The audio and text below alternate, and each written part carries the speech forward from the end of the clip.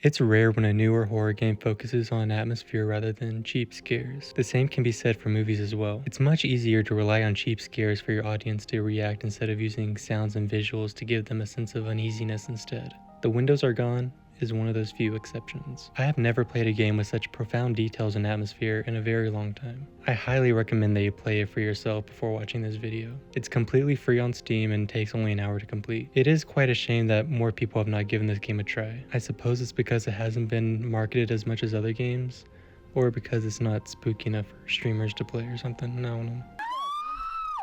But if you're a fan of horror games, I would still recommend that you give this a shot. There's not a single jump scare in this entire game. The closest thing I can think of is the sudden sounds of the old house that you explore as it settles in with its various creaks. Nothing loud that would make you jump or anything.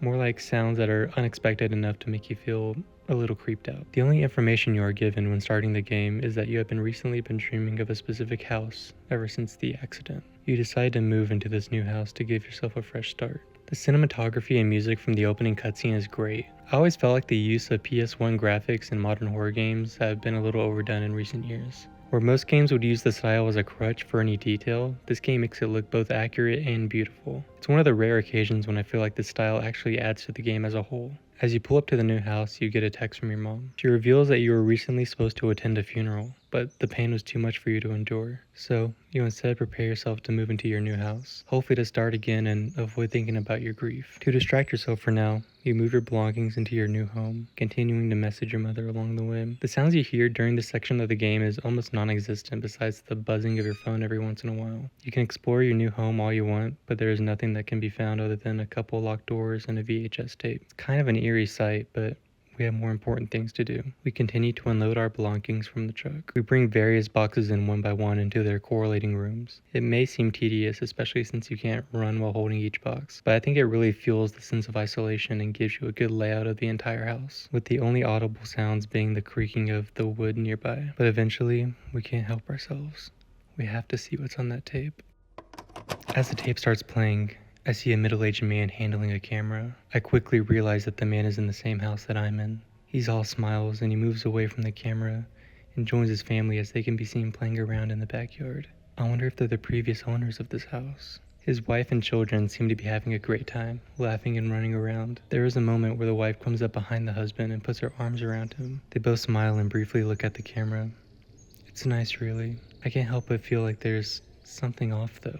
It's like there's an underlying tension, a sense of unease that's hard to describe. Maybe it's just me, but I get this feeling that things aren't as perfect as they seem to be on the surface. It feels like the happiness portrayed here is the deceptive lure tempting me to bite it and overwhelm me with its actual intentions. It's written on the man's face. It's like he is trying to hide something behind his smile. The tape ends when one of the kids trips and falls on the ground. While the mother tends to the crying boy, the father's disingenuous smile finally fades as he approaches the camera to turn it off. Once he is right in front of the frame though, I get an eerie feeling of intrusiveness, as if he caught me prying on his personal life. The tape ends. Our sense of uneasiness is interrupted by another text from our mother. Everything good? Yeah, all good. I found this weird VHS tape. I think it's from the old owners of this house. Did you watch it? What's in it? I was expecting you to lecture me on not to do that, but yes, I did. Saw some weird stuff. Oh, We continue unpacking where the near silent sounds of the old house is interrupted by the sudden ring of the doorbell. It's not a jump scare or anything like that. The volume varies depending on your location at the time. It's just simply a doorbell. It may sound insignificant, but hearing nothing but dead air for the past 10 minutes followed by a sudden doorbell is way more unsettling than it may seem. You follow the sound towards the front door. You are greeted by a woman. Hello there. You must be our new neighbor. I suppose I am. Do you live nearby? I do, yes. A couple kilometers that way. My husband and I live there. Welcome. Mariana is such a wonderful town. Can you tell me about it? Well, Mariana is a quiet little town. It's full of beauty. Oh, yes.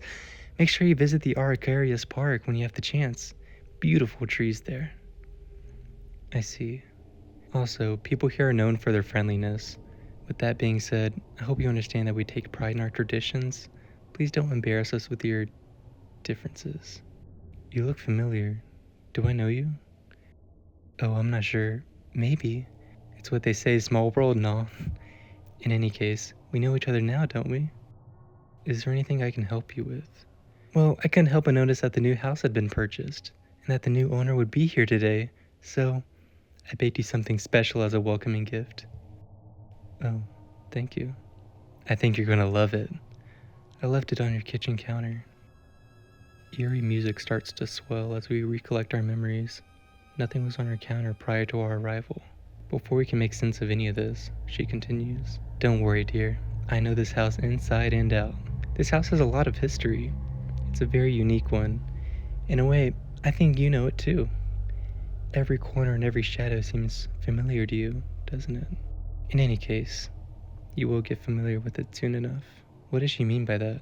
Why would she say it seems familiar to us when we just moved in? Does she know about our dreams? Now, do me a favor, my dear, and try some of that pastry I made for you, will you? I'm sure you will love it. Okay, just stay here this time, alright? She nods and smiles, and we leave. We head towards the kitchen, and sure enough, there are treats there that were not there before. We had no choice but to eat them. Upon returning, we find her gone, leaving nothing but a note on the ground that simply says, "Welcome home." We soon find ourselves feeling exhausted. Was it from the long day we've had? Or could it have been the cookies we ate? No, of course not. We just gotta get some rest. Heading into the master bedroom, we can finally get some sleep. This house has flooded our dreams for who knows how long. It's gotten to the point where we actually live here now. We breathe the smell of rotting wood as we drift away. But we don't dream about the house for once. It's different. Instead, we find ourselves behind the wheel of a car, surrounded by nothing but red mist. No car engine is heard, no voices. Just the sound of dripping. Looking around, we see our wife, obviously pregnant. Her water is broken and we're driving her to the hospital. Honey, are you gonna be okay? Yeah, just avoid any bumpy roads, please. Please remember the highway is blocked. Please hurry. I will, hold on tight. We continue driving, but upon looking back at Jessica, she's dead. An obvious bloodstain is shown around her baby bump. Oh my god, what's going on? Jessica! Before we can comprehend what is going on, the red mist around our vehicle saturates, looking almost like fire, before we wake up from this nightmare. Now we know what the accident was referring to at the beginning of the game, but the reasoning is entirely unknown. We wake up in the middle of our slumber to once again hear the dripping noise from our dream. We had no choice but to investigate. We follow the noise down to the basement. The door that was previously locked has somehow become wide open while we are sleeping. Traveling down, we see yet another tape and the source of the dripping. It appears that the floor above is dripping water into the basement. We look at our map and it appears to be a locked room. It's getting late though, and with the sun setting and our exhaustion getting the best of us, we decide to just go back to sleep. But this time, we don't dream at all. When we wake up, we get a text from our dad this time. Morning, son. Your mom told me you arrived in Mariana yesterday. How's it going? Hey Dad, well, you know. I know. I'm sorry. How's the new house? Is it all that you were hoping for? It's okay, I was bringing the boxes in yesterday and got tired. I'll get back to it right now. With that being said, there's no choice but to finish unpacking. But first, we gotta watch that tape that we found in the basement. After grabbing it, we put it in the VCR. The tape shows that man, who I assume was the previous owner of this house, working in a basement, with the camera sitting on a counter and pointing at him. He seems to be alone in this house, although I can just about hear his children playing in the backyard. The tape is slightly damaged, but I can make out most of what is happening. For a few seconds, he just stays there in silence, as if anxiously rehearsing his first words to the camera. When he finally starts speaking, I'm suddenly caught by a sense of uneasiness and I shiver slightly. The man seems so uneasy and disturbed. His words, measured and hesitant, give off a sense that he is trying to describe a feeling that he cannot fully comprehend, but that has taken over him. He speaks of a sense of impending disaster, of a terrible event that he thinks is about to occur to his family. He is less and less coherent until he's taken by his own emotions and accidentally drops the tool that he was using on the ground. He starts crying, carefully covering his mouth so that no one notices him. He mentions the terrible event will be his fault. Watching him, I can't help but feel that his words are directed at me somehow. It's as if he knows that I am here watching this, and he's trying to communicate with me. The way he talks about the events is as if it already happened. But why is he doing this? Why is he doing anything to prevent this from happening? What's the point of these tapes? The tape ends. We were left with no other option besides unpacking. Once all the boxes are brought to their respective rooms, we start to think. As I was bringing in the boxes, I couldn't help but repeatedly ask myself what I was doing here. I acted on impulse when I bought this house, but the vivid and recurrent dreams I had after the accident plagued my mind and kept haunting me until I finally gave in. It's like I didn't even have a choice. Maybe it's the desperation to start fresh or the need to escape the memories of that dreadful night. But here I was, in this unfamiliar place, with no one but myself. For a moment, I questioned my sanity. I took a deep breath, letting the musty smell of the old house fill my lungs. With a sense of determination, I whispered to myself, I'm here now, and I have to make the most of it. Still, I felt like I needed to turn this place into my new home, so I set out to unpack all the boxes and decorate the place. This game makes an interesting turn here. You are still surrounded by isolation and have the same feeling of uneasiness, but now you have to unpack every box that you carried in. It's up to you with how you decide to decorate everything, but every once in a while you will place objects you can inspect, giving you more information about your past. There's also a very important item that you can place, but it's completely optional. It's also very easily missable since the game progresses before you can put everything down. But when placing items in the downstairs office, you will soon find a place to put a phone. Using it, you can dial a number, and this will be very important later. Before that, you suddenly get a text from your brother-in-law. Hey man, how you doing? A little overwhelmed, honestly. Yeah, same here. She was an incredible person. My sister loved you, man. I know, and she hated your guts. Oh yeah, I know. But seriously, it wasn't your fault, man. Remember that. We keep unpacking when the doorbell suddenly rings once again. Instead of the neighbor, you are met with a mysterious orb that disappears suddenly. Turning around, the TV is playing static, but faintly in the background we can hear noise. Is that crying? Suddenly, another noise. We investigate the source to see the back door completely gone, a tape now on the kitchen table. The scene before me is disorientating and extremely unsettling. The man from the previous tape stands in a place impossible to identify. He appears to hover in darkness, surrounded by countless long red streaks that stretch as far as the eye can see, like veins that mysteriously emerge from above and just as inexplicably disappear beneath them. Oddly enough, I can feel them pulsating beyond the TV screen and onto my chest, suffocating me with the same feelings the man appears to be experiencing. In that crushing darkness, I inexplicably feel the man's despair, guilt, and regret, yet I cannot bring myself to stop the tape.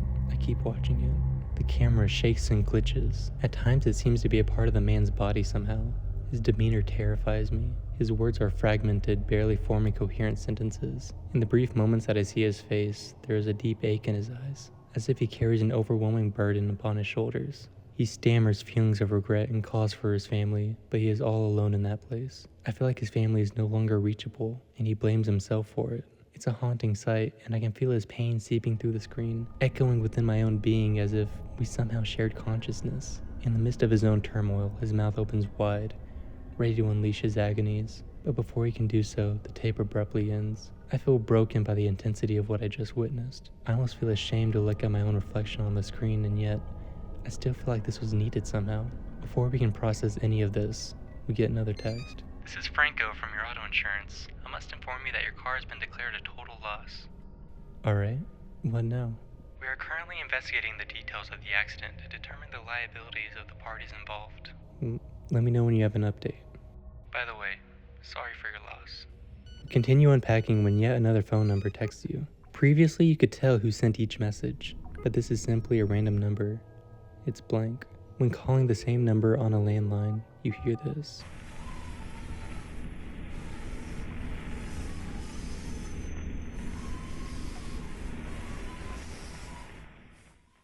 After leaving, we see that the locked room above the basement is now wide open. It's a small room containing a box that was never brought in from the truck. Upon opening the box, it's obvious that the room was meant to be a nursery. And it's strange that this room, out of all the others, is the source of the dripping. As you continue to unpack the rest of your house, you may notice some odd things. You may notice at first that the fridge and the stove suddenly swapped places. Then later you'll notice missing windows, the back door disappearing, then later the front door. Gone. You are now completely trapped. You have no other choice but to continue unpacking, hearing nothing but the dripping from the basement. Slowly you start to realize that this isn't all that you're hearing. It sounds like knocking. It's difficult to pinpoint exactly where the knocking is coming from, but it gets louder as we descend into the basement once more. Down there, we see that the leak has gotten much worse. It looks like a growth is forming, and it's getting bigger. Oh God, what's happening here? This is terrible. The leak is quickly deteriorating into the ceiling. I feel like I have to do something or else it'll collapse soon, but I can barely look at this thing. It's making me lightheaded and nauseous. It's frustrating though. I know I need to take care of it, but I feel so repulsed that all I can do is ignore it. God, I hate looking at it. Following the knocking, you'll find the last window of the entire house in the basement, and presumably someone wrapping their fists against it. You leave the basement and are met with the orb once again. You can't run from it. You have no choice but to let it consume you. You're surrounded by darkness until you find yourself in a world filled with countless red streaks. Much like what was described in the tape that we watched, we make out a figure in the distance. It's Jennifer. Before we get any sense of what is happening, we find ourselves back in the basement. As we ascend the steps, we get another text from our mother. It was your fault. Such a disappointment. Our house is now much darker than before. The stairs are gone completely and the furniture is upside down. We proceed to find the hallway is completely different. A door now stands at the far end. Going through, it leads back into the basement once again. The growth has become even bigger. I can't fathom what I'm seeing. There's an extremely repulsive slime forming from the leak in the ceiling. It gives off a horrible stench that makes me nauseous, lightheaded, and disorientated. It looks alive. The sounds around us have changed as well. What was mostly silence is now wailing and crying, seemingly getting louder by the minute. Leaving the basement once again, we find Jennifer looking down at us from the ceiling. If you get too close, she will scurry away into the living room. And there she just looks down at you silently, next to another tape. As the tape starts playing, I find myself instantly immersed in a nightmarish, distorted reflection of the tortured man's psyche. The scene is a collection of fragmented images, disjointed sounds, memories, and deeply unsettling feelings, somehow merged and played all at once. It's an incoherent mess. I can barely make out what I'm seeing. It frightens me to my core, and at the same time, it's sort of beautiful and makes sense to me. The man's face and body are now completely distorted beyond recognition. If I ever knew who he was before, I can no longer and never will again. But at this moment, I feel an overwhelming surge of empathy for him. As if his pain reverberated within my own body, the tape becomes a conduit for his suffering, a mirror reflecting my own battle along with his. The fragments of his voice, reaching my ears like shards of broken glass, speak of a foreshadowed catastrophe that has shattered his world, just like mine.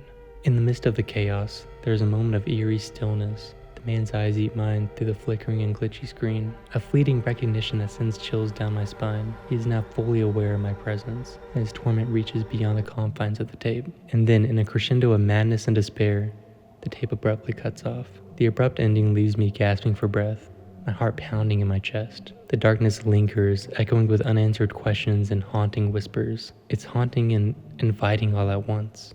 I'm left grappling with the fragments of his shattered existence, piecing together the shards of his unraveling mind. That man is gone forever now. The tape has become a portal into the darkest recesses of our consciousness, forcing us to confront our demons that lurk within.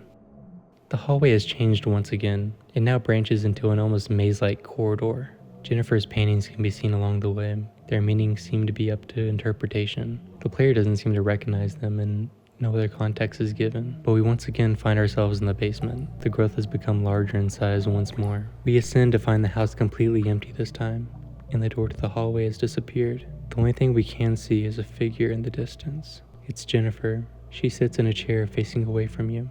Did you see the latest paintings I made? Each took an eternity to finish, but I think they turned out perfect. Why did you make them? I don't really know. I just had to. I felt I was thinking of you and our baby Lori, you know? That's why they look so wonderful. Jessica, do you remember that question I used to ask you? What does God look like? Yeah, what does God look like? It's funny that you were never religious, but you've always tried to help me understand why we can never truly see him, and I really appreciate that, you know? Honey, I'm sorry for what happened, but I see him now. I see him and he's beautiful. Do you see him too? I'm sorry, but I don't. I wish you could see him too. So powerful and astounding and devastating. I feel like tearing off my own face, but in the most wonderful way. I've been trying to forgive myself. Oh, don't worry about me anymore. We have our baby to care for now, silly. Do you hear that? She's crying, the poor thing. I should go check on our little girl. She's probably hungry. Look at you, honey. See? I told your father. You're hungry, aren't you? Don't worry, Laura. Mommy will feed you. She looks up at us. Oh, darling. You've been away for a while. We barely seen you recently, come to think of it. Where have you been? Don't you miss us? It's so lonely and empty here, and Laura doesn't stop crying for her dad. Of course I miss you. Then I have a wonderful idea. Why don't you join us? Oh, Laura misses you so much. She's so hungry all the time. I really want to satiate her hunger. I can't see her suffering like this. Jennifer soon crawls into the growth, and you will have to make a choice. Will you join your family or let them go? If you decide to follow Jennifer, you enter the growth as everything fades besides the sounds of the dripping and a message. Ever since the accident, guilt has haunted me. So I built a labyrinth where I allowed myself to get lost. But what if instead you let go of the guilt and trauma from the past? What if you manage to finally let your family go? We leave the basement to find the house back to normal. The leaking has stopped and the door to the nursery is locked for good. We can finally leave. And the closing text now saying, ever since the accident, guilt has haunted me. So I built a labyrinth and found my way out. So, what does this all mean? I'm sure a lot can be pieced together if you've been following along so far, but I'll elaborate the best that I can. Keep in mind there's not a whole lot of evidence to back up what I'm about to say. I can only go off by my own interpretations and interesting details that I found. There's no saving in this game, so I can't try out different dialogue options without having to start the game over entirely. So I highly recommend that you play this game for yourself. If you find anything that I missed, I would love to hear your thoughts below. You were driving your partner to the hospital while she was going into labor. It doesn't seem clear how or why, but the car crashed. This is revealed when your insurance declares your vehicle a total loss and they are investigating the liability for the ones involved. I think this can be interesting. It remains a mystery on if the crash was actually our fault, but regardless, the guilt still consumes us. You and Jennifer seemingly had a great relationship according to her brother and even spent time going on trips. But after her death, it felt like you died with her. You have reoccurring dreams of a house and take it as a sign to start fresh. It's unclear what the house is, and there are many questions left unresolved by the end. What do the tapes mean? Who's the neighbor? What is this entity, and how is this all happening? Here's at least what I think. The house is real. In a way, it is kind of similar to Silent Hill. It lures people with great feelings of guilt or incredible sadness. It affected your dreams to the point that you purchased the house out of impulse. It wants to, in some way or another, consume the people who let these feelings consume themselves. There's also a very interesting detail at the backyard. The fencing is surrounded by barbed wire. That's odd enough by itself, but if you look closely, you'll see that it's backwards. Most fences have barbed wire angled towards the outside to prevent others from entering, but this is angled on the inside. Fences to keep you from escaping. The tapes you find are also interesting. It's clear to be someone who used to live in the house before you, somebody who had something similar happen to them. Here's some little details that I noticed. It feels like the happiness portrayed here is a deceptive lure attempting me to bite it and overwhelm me with its actual intentions. All the other tapes show the man going through similar experiences as us, most notably the despair and the darkness surrounded by red streaks that we eventually see. But why such odd behavior in the first tape when everything is seemingly fine? It feels contradictory to the second tape where you see the man crying for the safety of his family, especially when it's implied that he may be responsible. I don't think this person is real in my opinion. I feel like it's another trick being played by whatever is causing everything. It's using imagery of a happy family and sadness to let the player's emotions consume him so that the house can do the same.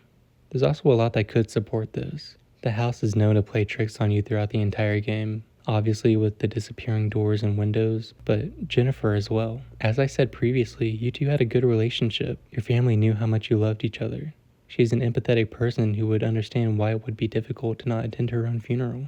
But manipulating the player to join her, wherever it is, instead of letting go, seems so out of character for her. And I think it's reasonable to assume that it's not her at all. There's also a lot of reasonable ideas when it comes to the neighbor. I personally think that the neighbor is just another trick by the entity. It could either be a ploy to possibly drug the player to dream about the day that Jennifer died, or to simply give the player a sense of ease as he's manipulated further. There are many little details that could subliminally affect you. The dripping water below the nursery could be a reference to Jennifer's water breaking, ultimately leading to what she would refer to as their baby. This may be a stretch, but I thought the use of first words in the second tape was interesting, especially since it takes place in the basement. All of this trickery escalates into more obvious signs such as the sounds of crying throughout the house and the reveal of the nursery that could have been. I hope you enjoyed the video. Please feel free to share your own thoughts in the comments. I'll link the Steam page as well as the developer's itch.io page if you would like to try the game out for yourself. He also has a Ko-fi page if you would like to support him through that. Thank you for watching.